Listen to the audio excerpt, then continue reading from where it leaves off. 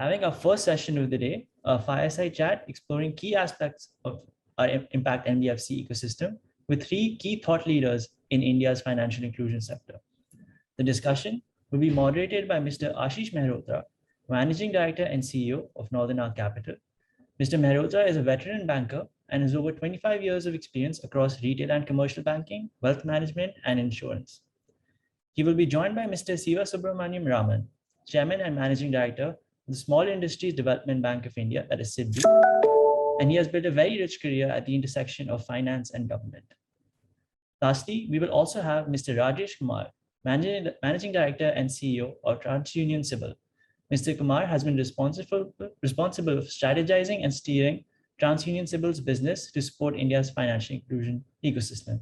Thank you all for being a part of our Impact NBFC Conclave. And now I would now like to hand it over to Ashish to begin the deliberation.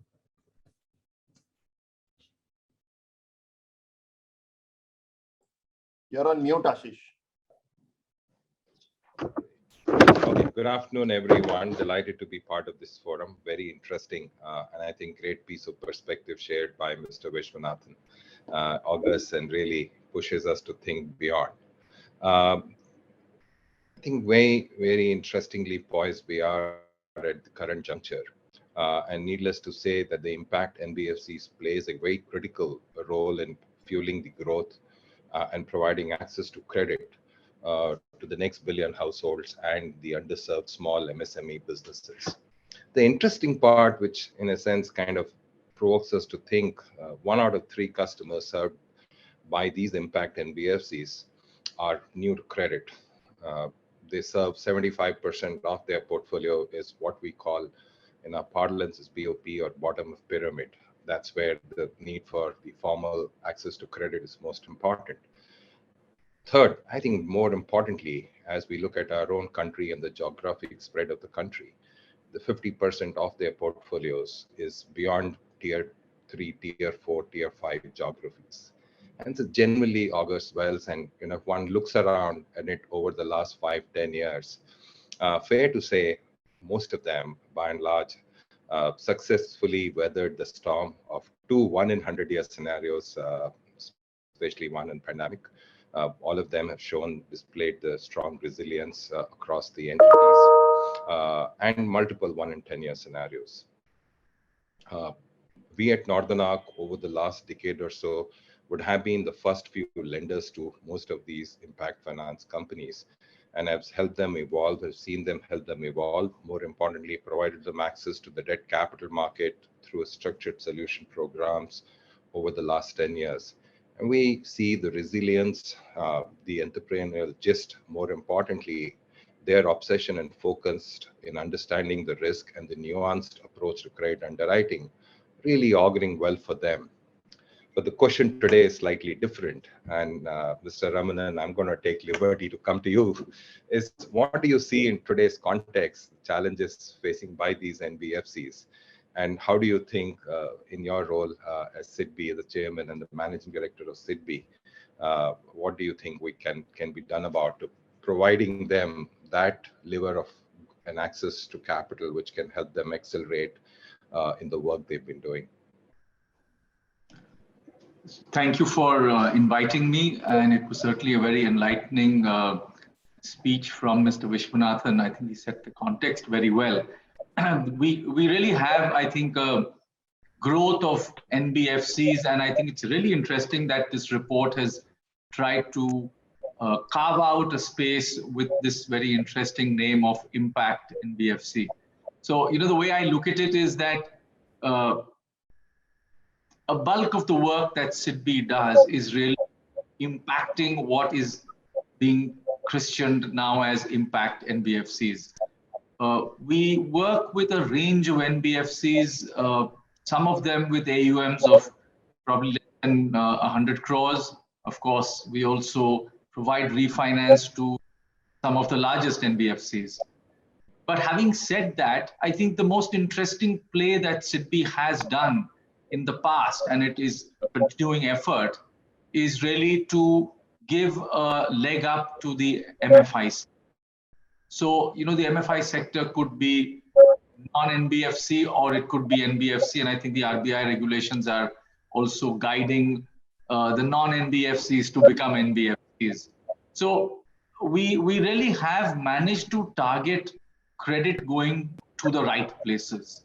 And I think SIDBI has, in conjunction with the RBI, managed to direct some of that special liquidity funding to the smaller NBFCs. So in particular, I'd like to sort of point out the kind of schemes that are currently underway, and I therefore use this very impactful medium to also invite responses from the NBFCs who might be listening in, is that we have something called an AIF structure, which we've done with the help of some of the more innovative NBFCs in the market. And we are therefore getting into buying paper of NBFCs that are either lowly rated or even unrated. So, there is a market available. It's just that perceptions of risk are very different. And therefore, it is really SIDBI's role to go into those spaces and create that market for such paper. We are also working, in fact, with yourselves, Northern Arc itself, to bring about a pool of loans and bring out the fact that we can provide loans to that particular pool of lending to smaller NBFCs. And there again, we are helped with the kind of structuring that we've worked out with yourselves.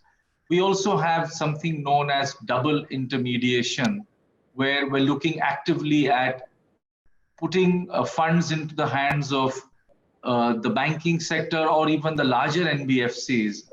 The SFBs are again a great, sort of vehicle to take that forward. And such entities would then be able to lend to the smaller NBFCs.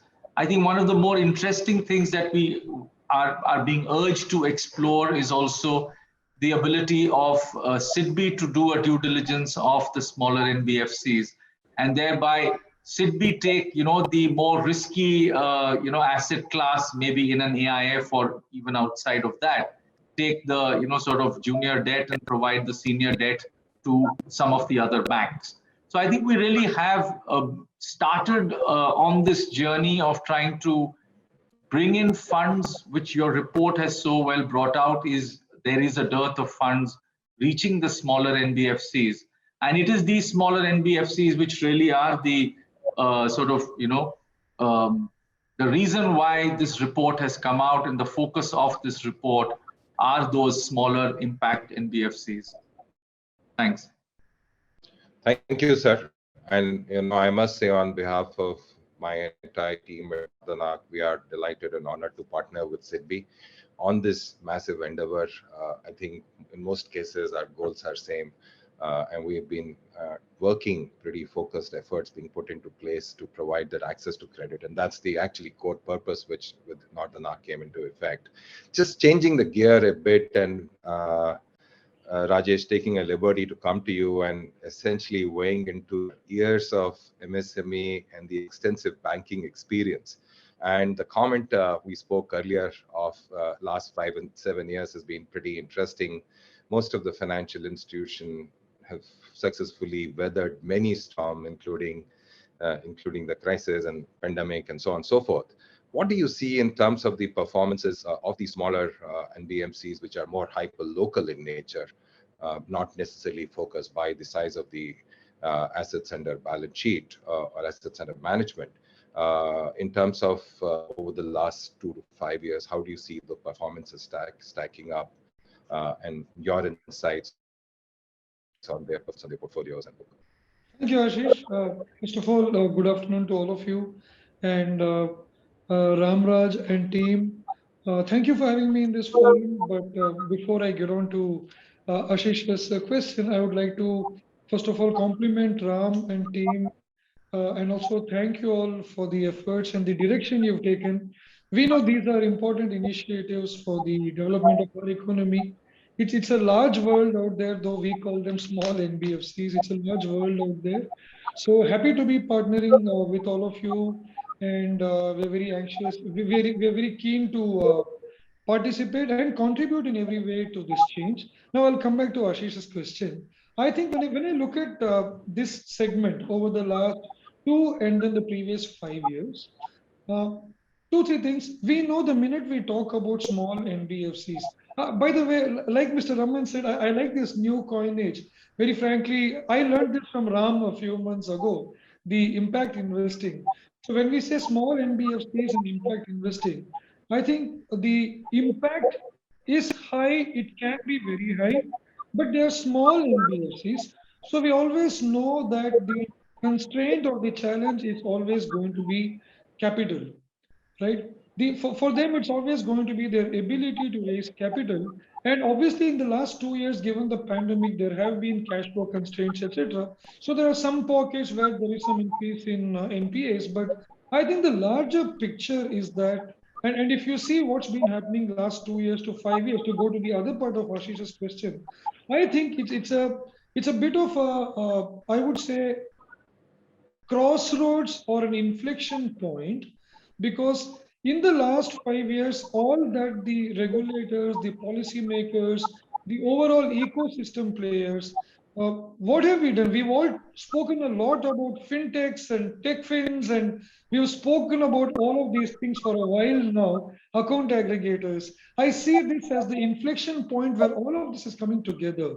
So today, for the first time, these small NBFCs actually have a fantastic opportunity to not pay for systemic inefficiencies, to not pay for perceptions of high risk. Not every NBFC has a very high risk. Not every small NBFC has very high NPAs. These are misconceptions, right? Bankers today have an element of, let's say, fear, or there are these old perceptions. So today, I think with this ecosystem and all of us coming together, I see this wonderful opportunity where with this ecosystem, we bring to the fore all the new data that's available between the bureaus and the entire ecosystem today. So much more digitalization is happening. And then there are these building blocks that we keep hearing about right from the regulators and the policymakers. We have the unique identity system. We have so much of UPI happening, so much of cash flow transaction information happening through account aggregators, a great consent architecture in place. And Mr. Ramann, I've had some conversations with him. We are looking at some good analytical tools to help grow MSME credit. Put all of this together, the future I see for these small NBFCs hoping to create a big impact, they should not anymore be paying for the inefficiencies of the system. They should be well positioned from here on to focus on what they do well, which is that last mile connectivity, that last mile understanding, the community based aspect of the lending. And given these efficiencies we bring, they should be able to therefore produce much better confidence, which should lead to a lower cost of capital. And we know that's a great starting point. Lower cost of capital is, I think, the most important, probably first milestone for us to reach as a team. Ashish, I hope I've kind of addressed some of your thoughts. No, I guess you have. And I think more importantly, what you actually brought out is this the hyper-local focus which some of these small impact institutions have, selectively more in terms of customer segments or the target client model, or if I say geographies, helps them achieve a level of efficiency which sometime a larger institution will struggle, given the focus they've been able to bring. Just changing a gear a bit, and Ramann sir, coming back to you, and an interesting part since there are the conversation around an equity. So India Microfinance Equity Fund over the years have proven to be an excellent tool in supporting equity and debt funding for the small size MFIs. Is there a scope for us to consider a similar solution for the small business focused non-bank finance companies? And your thoughts on this, sir? Sure. I mean, that's actually an interesting question. So what was a completely sort of blue sky, greenfield kind of event probably 20 years ago, certainly we've seen the success of that. So due credit to, the people at SIDBI who built that program, managed to bring in the kind of, conviction within government to provide the funds for taking that forward. And under the guidance of the RBI, this went ahead. And I certainly feel that I have interacted very deeply with the MFI sector in the last 1 year. And I think the results have been excellent. Actually, the point which comes out is that they may be small NBFCs, but they're driven by exceedingly passionate people and with a lot of tech inputs. So all that Rajesh was mentioning actually gives a lot of assurance to both lenders as well as regulators that things are certainly in control. The NBFC sector is extremely well spread out. The benefit of the microfinance definition is what probably allowed for that funding to get very well targeted. So, it would really require, if you ask me, with the kind of work that Mr. Ramraj Pai has done on this, what do we really define as the impact NBFC? It probably needs about a much closer and a more specific kind of definition such that funds could be targeted. So, I honestly believe there's no dearth of funds. So, it's really about, marshalling those funds around the ideas well enough so that the true impact comes through with the funds being delivered to the right people. So, in my own sort of very anecdotal way, some of the programs that SIDBI has run probably doesn't have an NBFC involved in it, but there's a lot of funds flowing into community programs. Now, those communities have ended up coming out with some excellent output. At the other end, you have, a recent report which has been endorsed by SEBI for social stock exchanges. Now, that looks a little, futuristic today, but the concept behind it is really about purchasing outcomes. Yeah. So, can we sort of look at how to bring in funds which incentivize the NBFCs to produce those outputs and thereby have more persons coming in and buying those outputs, like a typical outcome procurement concept. So, for an institution like SIDBI to come in and bring in capacity building, hand-holding, to bring in equity, we're already, putting in equity in some of the smaller NBFCs, but this would have to have a more well specified and a better parameterized sort of system, whereby we can clearly differentiate the NBFCs which are truly in that space and those which need the kind of assistance that we're talking about. So, it really would require a bit of work, and I'm more than happy to, spend time with people like yourselves on how to better define that space and then be able to provide funds. But having said that, I think from a non-equity financing space, SIDBI is already targeted in the last year, and we're now pushing that forward in a much more sustained manner, so that we can reach out to probably 150 NBFCs from the roughly 75 NBFCs that we're doing today, excluding what is defined as the MFI space. Yeah. So, we've seen the recent report of the Standing Committee of Finance, which again is talking about the potential for NBFCs to take forward the growth in the MSME sector. And SIDBI certainly has been, called out in that report as providing a kind of pivotal role. So we are more than happy to, sort of step in there and make sure that the funds are not falling short, but to target it better, I'm happy to get help from those others who are interested. Yeah, I think we will continue to partner and build on this. Just wanted to change a gear and a bit, given I think we have a little time available, but couple of interesting pieces we must, in a sense, spend some time. Rajesh, just coming back to you. Over the years, CIBIL supported creation of a more equitable ecosystem in terms of overall access to debt. More importantly, between the MSME side and the MSME NBFCs focus on MSME financings. The question here is there a scope for CIBIL to provide a greater analytical support to provide rapidly growing space in like co-lending arrangement, which is gathering the momentum between the hyper-local and established players, securitization structures, first, second tranche loss structures, because as Mr. Vishwanathan spoke and as we all spoke, I think it's about time, we find more efficient way for the credit to flow to the people where it needs to flow. So I just wanted to share your thoughts of, and if you can speak about the work being done at CIBIL, and how can we all partner and make more efficient structures to provide access to credit, also at a price point which makes commercial sense for all of us.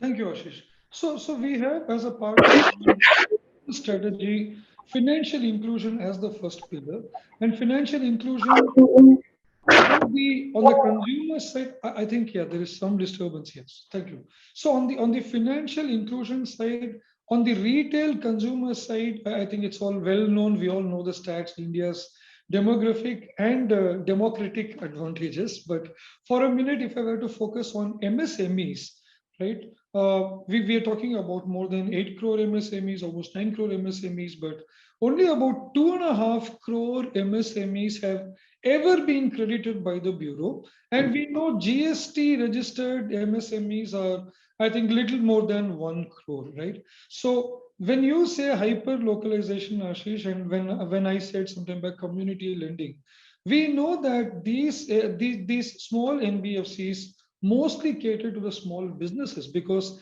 salaried employees of top corporates are not exactly borrowing from small NBFCs because they're getting enough loans from their salary account, banks that have their salary accounts. So now I'm going to stitch a few things together. So these small NBFCs typically don't have a problem with identity or KYC because they're operating in their market. They know their customers only too well. They don't have to usually they don't have great challenges on ID. And typically when it comes to the lending world, I like to simplify it with just two tenets to say ID and PD, right? You confirm the identity, and if you have a fairly accurate estimate of probability of default, then the lending decision is relatively easier. If you have to lend money to a Rajesh, if you know he is Rajesh and the probability of default is within your risk appetite, then the lending decision is fairly easy. More so if you can price for the probability of default. And as we always say in the lending world, all expected credit losses we want to ensure we factor into pricing and bring it into the P&L. Unexpected will cover through provisions. That's fine. So to come back to the second part of your question, the small NBFCs who are trying to create an impact, Ashish, now if identity is not going to be much of a problem, then the two things we need to do, I spoke about systemic inefficiencies before, right? Today, thanks to this super evolving ecosystem, information need not be submitted at the discretion of a customer, or the lender need not worry about how reliable or credible the information is. Through this ecosystem, if we pull some bureau data, if we pull some GST data, if we pull some MCA data, some payments data, obviously all with the right consent architecture, we have to be responsible when we talk about these subjects. But for a minute, let's take that for granted. So A, we are establishing credibility, and B, more importantly, with the right statistical tools, we will be creating scorecards and models for accurate estimation of PD. We will keep backtesting it to say, is the observed default very different from probability of default? And if this can be established, and just like the CIBIL score on the retail side, the large banks will now have a tool to accurately estimate probability of default. And therefore, when we talk about co-lending models, I'm sure all of you will agree with me today that even retail pools today, we are force-fitting corporate models when we say AAA, AAA plus. And we all know if you give 5% or 10% or 10% cash collateral, obviously any paper can become AAA. If your loss ratio is 3%, but if the cash collateral is 10% to make it AAA, it is such an inefficient way of raising money. And why do small NBFCs need to give such a huge headroom? Because there is a lack of trust. And at CIBIL, I think our job is to create the trust between the marketplace and its consumers. So that's really what we want to be doing along with all of you, to say that we increase the element of trust. If the loss ratio is 2% through accurate models and estimation, let the price also reflect the 2%, or let's say a little bit of a buffer. So if we keep reducing the cost of capital, build the co-lending models where there's a healthy churn. And last but not the least, I really like the co-lending models because it's a healthy churn in the balance sheet. And more importantly, the minute the small NBFCs start working with large banks on a regular and continuous basis, governance standards are going up. So if it's a large bank who's bought 2 pools, third pool, their comfort levels and confidence levels are going to be high, they'll reduce pricing again. And then they're working with more regulated entities. So I think this is absolutely the perfect future, and up to us to now take advantage of this ecosystem and create this future. Thanks. Thanks. It's actually so true. I think we would be one of the largest co-lenders, both onward and co-lending. And we've seen among about 200 partners how over the period of last few years, just the evolution of the risk management framework, the governance structures, the ability to attract, connect, and deepen relationship with their customers is far better than what we would have seen in any of the large established framework. Just changing a gear, Ramann sir, I wanted to come to you and saying, how can we use innovative solutions or saying more evolved solution like partial guarantee and subordinate or senior subordinate structure for taking first and second loss in securitization transaction or a pool funding facilitation for NBFCs? These are, to my mind, are more evolved, and actually it's the right time for such structures to get the right set of support structure to ensure the access to credit can be provided seamlessly. Just wanted to take your thoughts. So I'll start that by saying that a quick point on the credit guarantee scheme. So, we've been working on the credit guarantee scheme. NBFCs, I think about 4 or 5 years ago, started joining into that credit guarantee scheme for the MSE group. And we've seen a very good traction amongst the NBFCs. We are actually working out, some kind of a bucketed risk premium scheme whereby we better reflect the kind of loans that are filed on the CGT MSE by the various lenders. So, we are looking at making it more attractive, because one sort of accusation which has come our way is that it's too expensive for small ticket loans to bear the cost of a guarantee, which is, upwards of 2%. So that's the first point I'd like to make, is that we are working out a better scheme on the credit guarantee side. With regard to the ability to take a pool of, a particular portfolio and wrap it around and provide a securitization on that, I think these are the ways that we need to go forward. Now, how effectively will an NBFC portfolio fall within this? I think it's really about, the likes of SIDBI and Northern Arc coming together and finding those appropriate pools and creating that, sort of guarantee or some sort of a first loss cover to that particular pool.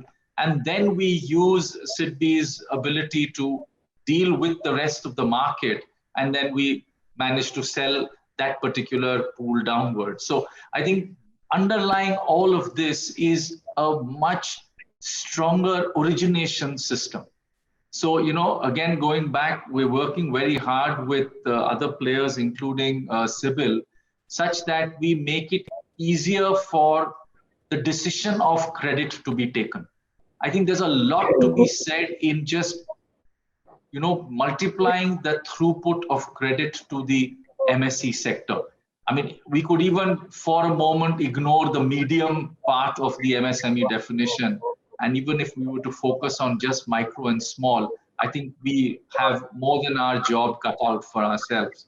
So, how do we sort of multifold increase in the origination with better credit decisioning tools, and then we come in with first loss guarantees. In fact, this is something that SIDBI is really trying to work closely on, because we do have the ability to go in and understand the pool of assets of an of an NBFC better. And once we can understand it and offer an FLDG, there's nothing stopping a PNB and an SBI to come in with a much larger pool of funds. So I think, the market making role that SIDBI was given in the UK SINA committee report is something that probably we have not worked on too much, but I certainly am taking that forward and really look forward to help from other market players to be able to take that forward. I think it's got immense potential in growth. And let's again remember that, the Impact NBFCs are truly creating that pool of PSL assets. So, there's a huge incentive for the rest of the system to actually come in and wait for the interesting products that we might create. Yeah, I think that will become a standard piece. We've done some part in March, as you may recollect, but I think the more and more needs to be done in that area. Last couple of minutes. Yeah, I will come to it. You're already. Thank you. Thank you. Already tested. So I think an interesting piece which Vishwanathan sir spoke about, and I think as we looking in this forum and reflecting on it, and if one takes an opportunity to reflect back and to see what's really happening, is there a need for a greater systemic support to NBFCs, especially through an independent regulatory framework on the impact finance space? Hitherto, when you look at it in terms of the regulation, whether it's MFI or whether it is housing finance, they both got the right set of momentum, given the specific framework, both from the regulatory side and support. Does this impact NBFC space or the small NBFC space addressing the most important gap we have in our society today, lack of access to the formal credit network? Does it warrant a framework, more importantly, and some bit of submission to the regulator to look at it differently, while both from the SIDBI side and all of us in our respective roles been performing some part of act to ensuring the seamless access to credit and putting structures and bringing efficiency in the system. But is there a point to reflect? And if you have any thoughts on this, sir. Open Ramann to you, both of you. Yeah, sir. Yeah, I'll quickly take a stab at that. So, the way I've understood it, there is a clear sort of joint effort between government and the RBI to rationalize, let me say, the ID part of it. So Rajesh put it very well. So I think what we're really seeing is that the advent of the Udyam number as, the critical number which will allow for the definition of MSME to be standardized across the sector and the financial sector. So, I honestly feel that the regulatory framework, be it at the level of the central bank or the government, I think there's a lot of, uniformity in the way it's emerging. So I wouldn't really look at, sort of too much of tweaking that we need in terms of regulations. But I would really say it's about bringing larger market forces into play. So, it's the need for a more efficient mechanism to create the assets to be able to reach out, because, let's remember, we still have not done justice to the credit deficient districts. I mean, they've been listed out in the Niti Aayog report, and I think what were 114 of them. And I can, share with you that the banking system including the NBFCs, has not been able to make sufficient dent. Because when SIDBI gets funding, from the RBI, some of that funding is directed towards the credit deficient districts, and we're unable to find enough assets for that.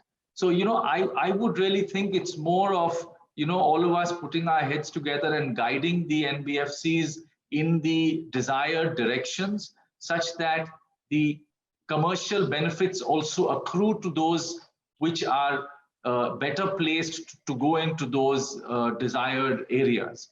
So, if we're talking about impact, I would say the geographical impact NBFC is probably another subset of the impact NBFC. So, the impact is more seen as, going into the right areas, into, women, into, maybe the ESG.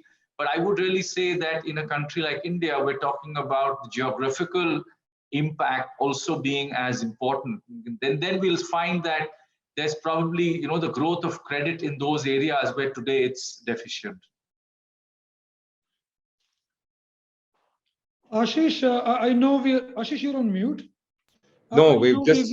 I know we're short of time. So Mr. Ramann has actually answered your question, but I'll just take a minute to add a point, nothing to do with regulation. I don't think I'm qualified enough to comment on that, but a quick point here, since we're talking about small NBFCs, I think I would just like to add a different flavor. I think it's good for these small NBFCs to ingrain and indoctrinate themselves with a very strong culture of corporate governance. It's time for them to do it now, because we spoke earlier about trust, etc., and all that Ramann sir and I spoke about. Those are the slightly macro things, and I think ultimately when it comes to trust, the small NBFCs, it's only through their governance. And just one quick thing, some of the smaller NBFCs or the fintech NBFCs are very quick to point out their technologies, their machines and their machine learning models. I think it's good for them to kind of put as much focus in areas where it's human judgment, where people on a Monday afternoon at 11 o'clock or Thursday at 4 o'clock take those decisions. And those decisions are always good decisions, are a result of strong corporate governance and a culture of a compliance culture. I would also add that apart from all that we discussed, I think it would really help if there's some focus around these areas as well. Thank you very much. No, thank you. I think it's, in a sense, if one differentiates over a longer period of time, it's about culture and the value system. And that essentially comes from the governance framework being followed at any entity, irrespective of the size and scale of the entity. And, their truthfulness towards serving their customers and stakeholders. I think that there is no comparator, there is no substitute for that. But I think thank you very much, Ramann and Rajesh and Ramraj, for giving me an opportunity. It's clearly for me been a very, very insightful session. We at Northern Arc are delighted to partner with ICC. Ramann sir, thank you for the support we get from SIDBI. We continue to work closely with you and your team. Rajesh will continue to do so. Thank you all very much for being patiently following this through. Indeed, it's been a very, very insightful session. Thank you, Ramraj sir, over to you, or Vedant, over to you. Thank you. Thank you, Ramraj. Thank you very much. Thank you, Ashish. Thanks, Ashish. Ramann sir, always a pleasure. Thank you.